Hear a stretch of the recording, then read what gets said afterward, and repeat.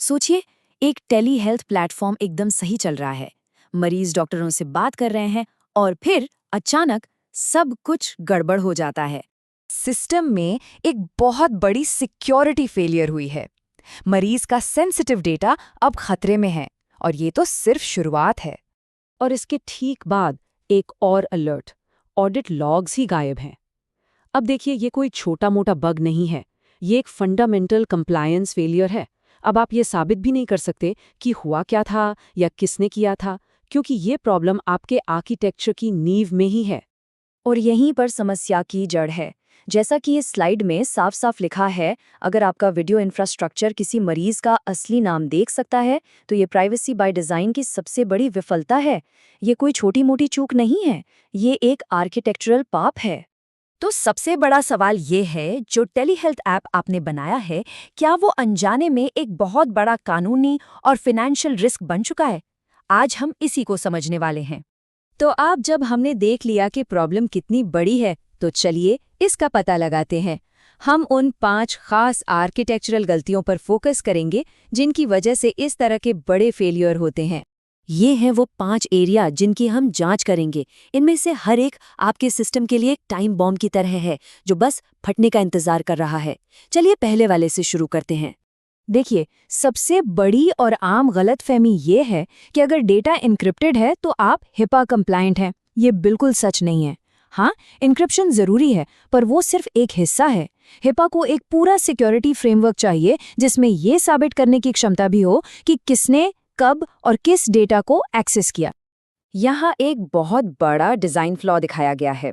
Left side पे देखिए, मरीज का नाम सीधे आपके वीडियो सर्वर यानी एसएफयू में जा रहा है। ये एक बहुत बड़ी गलती है। अब राइट साइड पर सही तरीका है। मरीज की पहचान को एक रैंडम आइडेंटिफायर मतलब एक यूयूआईडी से बदल दिया जाता है। इस तरह आपका इंफ्रास्ट्रक्चर सिर्फ वो यूयूआईडी देखता है, मरीज की असली पहचान नहीं, और पीएचआई सेफ रहता है। सोचिए, अगर आपके लॉग्स को कोई भी बदल सकता है या डिलीट कर सकता है, तो फिर वो किसी काम के नहीं हैं। हिपा को एक ऐसा ऑडिट ट्रेल चाहिए जिससे बदला ना जा सके।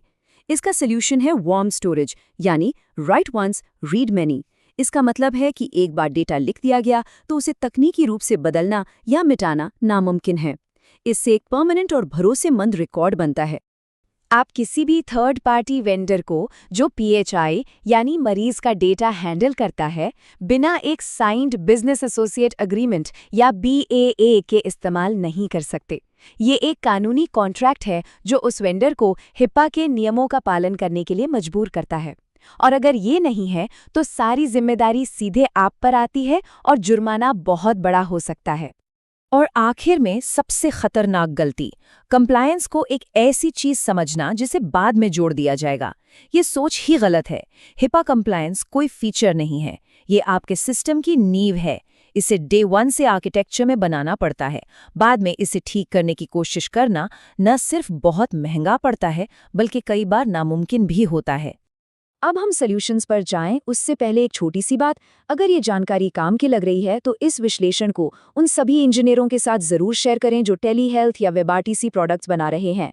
हम एक सीरियस इंजीनियरिंग कम्युनिटी बना रहे हैं। हमारा लक्ष्य है 28 फरवरी 2026 तक अपने पहले 50 सब्सक्राइबर्स तक पहुंचना, और जो लोग हमें शुरू में सपोर्ट करेंगे उन्हें एक प्राइवेट इंट्रोडक्शन सेशन का मौका मिलेगा। ठीक है, तो हमने प्रॉब्लम्स तो पहचान ली हैं। अब बात करते हैं सॉल्यूशंस की।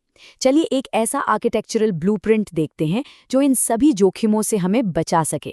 ये रहा एक clear step by step road map. ये 5 सिद्धांत एक मजबूत और कंप्लायंट सिस्टम की नींव हैं। चलिए इनमें से हर एक को थोड़ा और गहराई से समझते हैं। ये स्लाइड आइडेंटिटी डीकपलिंग के कॉन्सेप्ट को बहुत अच्छे से समझाती है। देखिए, एक तरफ है आपका ईएचआर वॉल्ट, जहां मरीज की सेंसिटिव पहचान रखी है, और दूसरी तरफ है आपकी वीडियो ट्रांसपोर्ट लेयर, जिसे सिर्फ एक रैंडम बेकार सा दिखने वाला यूयूआईडी दिखाई देता है। यही सेपरेशन सबसे जरूरी है। ये पक्का करता है कि आपका वीडियो इंफ्रास्ट्रक्चर पीएचआई को लेकर हमेशा अंधा रहे। और ये है इम्यूटेबल लॉग्स की प्रॉब्लम का सल्यूशन। वर्म स्टोरेज इस बात की गारंटी देता है कि आपके ऑडिट ट्रेल्स के साथ कोई छेड़छाड़ नहीं हो सकती। ये कोई सॉफ्टवेयर सेटिंग नहीं है, इसे हार्डवेयर और फर्मवेयर लेवल पर लागू किया जाता है, जो इसे ऑडिट के लिए पूरी तरह से भरोसेमंद बनाता है। अब बात करते हैं मीडिया को सिक्योर करने की। वेब आरटीसी के लिए जरूरी है कि सारा मीडिया DTLS SRTP का इस्तेमाल करके एन्क्रिप्ट हो। जैसा कि ये डायग्राम दिखाता है, क्लाइंट और सर्वर एक सुरक्षित हैंडशेक के जरिए सीधे एन्क्रिप्शन कीज एक्सचेंज करते हैं। सबसे जरूरी बात यह है कि ये कीज कभी भी सिग्नलिंग सर्वर से होकर नहीं गुजरती, जिससे man in the middle attack का खतरा खत्म हो जाता है। और ये सब कुछ एक जीरो ट्रस्ट सिक्योरिटी मॉडल के तहत काम करता है। इसका सीधा सा मतलब है, किसी भी कंपोनेंट पर डिफ़ॉल्ट रूप से भरोसा मत करो। जैसा कि इस टेबल में दिखाया गया है, इसका मतलब है कि आपके API गेटवे पर कड़ी पहचान की जांच हो, आपके मीडिया सर्वर पूरी तरह से अलग-थलग हों और आपका EHR डेटाबेस हर समय एन्क्रिप्टेड रहे। ठीक है, हमने काफ़ी सारी टेक्निकल बातें की हैं। तो चलिए अब इसे 3 सिंपल और याद रखने लायक नियमों में समेटते हैं। ये आपके आर्किटेक्चर के लिए सबसे ज़रूरी सिद्धांत हैं। ये 3 नियम पत्थर की लकीर हैं। अगर आपका वीडियो इंफ्रास्ट्रक्चर मरीज का नाम देख सकता है, तो आपका डिज़ाइन ही गलत है। अगर आपके ऑडिट लॉग्स को बदला जा सकता है, तो आपका कंप्लायंस बस एक दिखावा है।